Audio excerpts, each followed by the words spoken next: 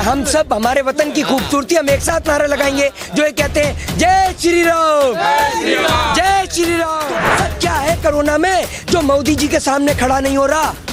बताइए ना, इसको भी खरीद लिया है। क्या करते रहते हैं, आपको सब पता है। आप जैसे पत्रकारों ने ज्यादा बर्बाद, ये तो हिटलर से भी बड़ी तानाशाही है। जर्मन के तानाशाह एडोल्फ हिटलर ने क्या किया था, आज वही भारत देश के अंदर करने जा रहे हैं। आपने बिहार में ईवीएम सड़क पे देखे थे, उसमें क्या हुआ? तमाम जगहों पर ईवीएम सड़क पे देखने को मिलते हैं। फिर ईवीएम में बटन दबाओ, टीएमसी को जनता को मूर्ख बनाने के लिए तो 1 अप्रैल है। नरेंद्र मोदी जी तो जनता को प्रतिदिन मूर्ख बनाते हैं, उनके लिए कोई 1 अप्रैल नहीं है। हाँ, उन्हों का काम है देश की जनता को डेली मूर्ख बनाना, डेली पागल बनाना। जहाँ चुनाव हो वहीं जाकर चढ़ जाए मंच पे। बांग्लादेश पहुंचे तो वहाँ की लड़ाई लड़ लें, श्रीलंका पहुंचे तो वहाँ कहते रावण की सेना में विंग कमांडर था। कहीं हमें तो भैया इनसे बहुत डर लगने लगा है, क्योंकि ये तो अंग्रेजों का दिवस है 1 अप्रैल। इन्हों का दिवस सिर्फ एक है, प्रतिदिन झूठ पे झूठ, सुबह झूठ, शाम झूठ, प्रतिदिन झूठ।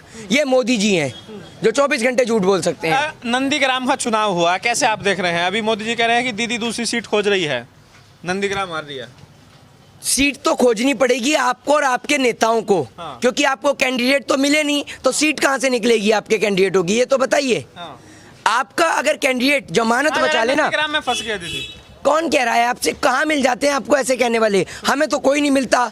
आप इतने सारे लोग खड़े हैं भाई, एक साथ बोलना, नंदीग्राम में क्या दीदी फंसी हैं? कभी नहीं, सवाल ही नहीं है। बताइए आप मुझे, आप अकेले ही बोलते रहते हैं। अगर आपको कुछ चंदा पानी आ रहा है तो हमें बता दीजिए, फिर हम आपको कुछ नहीं कहेंगे। और नहीं आ रहा तो सत्य का साथ दीजिए ना, जो सत्य है वो दिखाइए देश की जनता को। ईवीएम को कैसे आप देख रहे हैं? ईवीएम का जो मुद्दा है, ईवीएम को बिल्कुल नंदीग्राम में भी देख रहे हैं। ईवीएम को बिल्कुल गंदी नजर से देख रहे हैं हम लोग। पता है क्यों? क्योंकि ईवीएम सड़कों पर पाए जाते हैं हर जगह, हर इलेक्शंस के दौरान। फिर वोट कहीं भी डालो, बजर दबता है सीधा बीजेपी का। तो ईवीएम को तो भैया बड़ी गंदी नजर से देखा जा रहा है। एक मामला सामने आया असम से, वहाँ पर जो करीबन जिला है, वहाँ से जो बीजेपी के जो कैंडिडेट है कृष्णेंदु पाल, उनके गाड़ी से ईवीएम बरामद हुआ। कैसे आप देख रहे हैं इस पूरे? उनके खिलाफ कानूनन कार्रवाई की जानी चाहिए और भाजपा के जितने भी अफसर को सस्पेंड किया। बिल्कुल नहीं, अफसर को सस्पेंड करने से क्या होगा? देश का जनमत है ये। आप संवैधानिक वोट अधिकार के साथ में खिलवाड़ करेंगे। भारतीय जनता पार्टी के सभी कैंडिडेटों का नामांकन 5 राज्यों के चुनाव से रद्द किया जाना चाहिए। वो इसलिए किया जाना चाहिए कि अगर एक जगह खुलासा हुआ, इसका मतलब ये था ना कि वो पकड़े गए तो हेरा फेरी रुक गई, अगर नहीं पकड़े जाते तो हेरा फेरी हो जाती। अब तो सामने सामने लोगों ने देखा है ना। तो सभी भारतीय जनता पार्टी के कैंडिडेटों का नामांकन रद्द किया जाना चाहिए और बाकी लड़ने वाली पार्टियों में से मुख्यमंत्री तय किया जाना चाहिए। भारतीय जनता पार्टी को इस चुनाव से रद्द कर दिया जाना चाहिए पूर्ण रूप से। सस्पेंड जो किया गया अफसर, आप इस कार्रवाई से खुश नहीं हैं? कैसी बात कर रहे हैं सस्पेंड करने से? वो तो एक जगह का पकड़ा गया, इसलिए आपने सस्पेंड कर दिया। क्या पता बाकी जगह पे ऐसी धांधलेबाजी चल रही हो? क्या पता नहीं हो रही है, हो रही है। आपने बिहार में ईवीएम सड़क पे देखे थे, उसमें क्या हुआ? तमाम जगहों पर ईवीएम सड़क पे देखने को मिलते हैं। फिर ईवीएम में बटन दबाओ, टीएमसी को तो जा रहा है बीजेपी को। तो धांधलेबाजी चल रही है अरुण भाई। जो सामने आ रहे हैं तो आपने सस्पेंड कर दिया, अगर सामने नहीं आते तो क्या सस्पेंड करते? ये नहीं करते ना। पुलिस इनकी है, कोर्ट इनका है, कचहरी इनकी है, जो चाहें जैसे चाहें वैसे ये करते हैं। जिस प्रकार इन्हें हुकूमत चलाई जाती है, हुकूमत चला रहे हैं। और अगर हुकूमत में सच बोलना अगर अपराध है तो मैं ये अपराध बार बार करता हूं। अगर कहीं गड़बड़ी होती है तो समाधान तो है ना, कार्रवाई की जाए। तो कार्रवाई किया जा रहा है। अरुण भाई कहाँ कार्रवाई करेंगे? कार्रवाई करने से कोई विदेश से थोड़ी आ रहा है कोई यहाँ पर, बताइए ना मुझे आप। अगर कोई विदेश से यहाँ कार्रवाई करने आ रहा है तो हम माने, कार्रवाई करने वाले इनके हैं। लाभ ये बताइए, दो फेज का चुनाव कंप्लीट हो चुका है, फर्स्ट और सेकंड, अब थर्ड फेज में हम लोग पहुंच रहे हैं। कैसे आप देख रहे हैं, किस तरह का आपको लग रहा है अब तक? देखिए, 2 तरीके के चुनाव में पब्लिक घर से निकलकर, जब इतनी गर्मी है ऐसे में घर से निकलकर पब्लिक वोट डाल रही है। लेकिन उसके वोट भारी मतदान हो रहा है। बीजेपी कह रही है कि बदलाव के लिए वोटिंग हो रहा है। बदलाव के लिए वोटिंग नहीं, देश को बचाने के लिए पब्लिक घर से बाहर निकल रही है। क्योंकि पब्लिक जानती है कि अगर आज वो अपने घर से बाहर नहीं निकली तो वो अपने घर के अंदर नहीं, जेल के अंदर कैद हो जाएगी। क्योंकि आज लोगों से उनके बोलने की आज़ादी, लोगों से उनकी स्वतंत्रता की आज़ादी जो छीनी जा रही है ना, ये पूरा देश देख रहा है। ये बंगाल का चुनाव नहीं, हिंदुस्तान को दोबारा से इन गुलाम की जंजीर से निकालने की आज़ादी की लड़ाई है। और इस लड़ाई में पूरा हिंदुस्तान, बीजेपी के नेता जो है ममता बनर्जी को ममता बेगम कह रहे हैं, इस तरह की जो बयानबाजी हो रही है, आप कैसे देख रहे हैं? एक बात मुझे बताइए, इनको शर्म नहीं आती क्या जरा सी भी है? ये बेगम कैसे कह रहे हैं, कैसे कह रहे हैं? ये निक्करधारी लोग जिन्होंने भगवा गमछे तक को बदनाम कर दिया, इसे अगर कोई और पहन ले तो ये कहते हैं तो कि भैया पहन कर घूम रहे हैं, तो आपको पहनने में, हमें कोई पहनने में आपत्ति है क्या? तो आप कह रहे बदनाम कर दिया, इसे बदनाम कर दिया लोगों ने। अभी परसों पहन के खड़ा हुआ तो एक गाली दे के जा रहा, गंदी गंदी कह रहा, बीजेपी की माँ की बहन की, ऐसे करके कह के जा रहा। तो मतलब लोगों को लगता है कि अगर गाली मिल रही है भगवा पहनने पे, हमें कौन क्यों गाली देगा?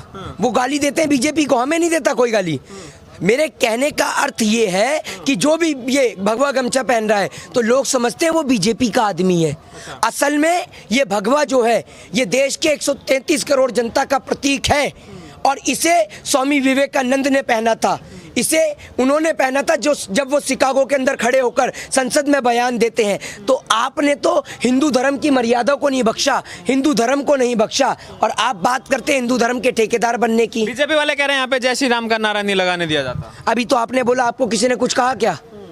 बताइए ना आप मुझे, आपको कहा किसी ने? इतने सारे भाई खड़े हैं, इनके बीच में खड़े होके बोलेंगे जय श्री राम। भाई आपको कोई आपत्ति है जय श्री राम से? बताइए ना। ये बंगाल नहीं है क्या? अमेरिका इंटरव्यू लेने आ रहे हैं मेरा, क्या मुद्दा बना लिया? अमेरिका इंटरव्यू लेने आ रहे हैं क्या हमारा? बंगाल में कह रहे हैं, बंगाल में कह रहे हैं। अभी बंगाल में नहीं खड़े हुए हैं क्या? है अमेरिका के चुनाव लड़ने के लिए आए हुए हैं क्या? सबसे बड़ा मुद्दा यही है बंगाल में। बीजेपी के पास कोई मुद्दा नहीं है। स्कूल, स्वास्थ्य और बेरोजगारी की बात करते नहीं है। सारे अनपढ़ जाहिल गवार इनकी नेता में है। पूरी मदारियों की एक साथ टोली लेकर निकलते हैं। दो मुँहे सांप को ले लिया, उसका मिनी कोबरा खतरे में था तो बड़े कोबरा ने पार्टी ज्वाइन कर ली मिनी कोबरा को बचाने के लिए। तो ये देश के जयचंद हैं, देश के गद्दार हैं, और देश को जयचंद और गद्दारों की जरूरत नहीं है। देश को ईमानदार और निष्पक्ष नेता की जरूरत है। तो जो टीएमसी है वो तो लगातार जो है इलेक्शन कमीशन पर सवाल उठा रही है, वो लगातार जो है ईवीएम पर सवाल उठा रहे हैं। अरुण भाई क्यों नहीं उठाएगी? असम में कल जिस तरीके की विधायक की गाड़ी से ईवीएम पकड़ा गया, तो क्या ये देश के जनमत के साथ में खिलवाड़ नहीं है? देश की डेमोक्रेसी के साथ में खिलवाड़ नहीं है क्या? देश की डेमोक्रेसी में देश की जनता को जो एक संवैधानिक अधिकार मिला है, जिसके माध्यम से वो मुंह तोड़ जवाब देती है देश की सरकारों को, जब आप उस अधिकार को लोगों से छीन लेंगे तो क्या ये डेमोक्रेसी पे खतरा नहीं मंडरा रहा? ये तो हिटलर से भी बड़ी तानाशाही है।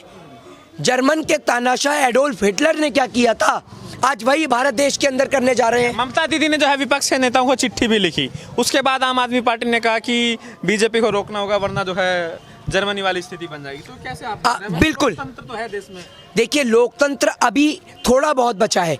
मैं नहीं कह सकता कि आज फुली डेमोक्रेटिक कंट्री में आप रह रहे हैं, क्योंकि आप बोलिए उठाकर अंदर डाल दिया जाता है। आपके साथी पत्रकारों को भी डाला गया, हमें नहीं डाला गया। क्या भूल गए आप? भूल गए क्या? क्या करते रहते हैं? आपको सब पता है। आप जैसे पत्रकारों ने ज्यादा बर्बाद करा है देश, समझ रहे? सब आपको पता है, लेकिन आपको कोई फर्क नहीं पड़ता। आपको कोई फर्क नहीं पड़ता।